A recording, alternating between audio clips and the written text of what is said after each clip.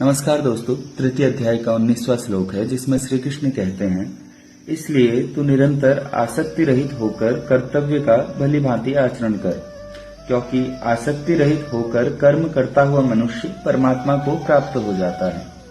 और राजा जनक जैसे अनेक महापुरुष भी कर्मयोग के द्वारा ही परम सिद्धि को प्राप्त हुए थे। इसलिए लोक संग्रह को देखते हुए भी तू निष्काम भाव से कर्म करने के ही योग्य है, अर्थात कर्म अवश्य करना चाहिए। तो कृष्ण कह रहे हैं कि तू अनासक्त होकर कर्म कर। हमारे जीवन में हम सिर्फ आसक्त को जानते हैं या फिर विरक्त को, अनासक्त को नहीं।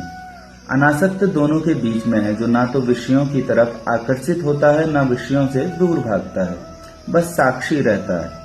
एक व्यक्ति धन की तरफ आकर्षित होता है, दूसरा राम राम कहकर धन से दूर भागता है, पर दोनों की दृष्टि में रुपया है तो बड़ी चीज।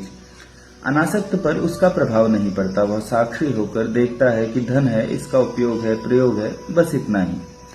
इसलिए उदाहरण दिया गया है जनक का। क्या था जनक का सूत्र? जनक का सूत्र था अनासक्ति योग। कृष्ण कह रहे हैं कि अनासक्त कोई हो जाए तो जीवन के परम आनंद के द्वार खुल जाते हैं, वो ब्रह्म में प्रवेश कर जाता है।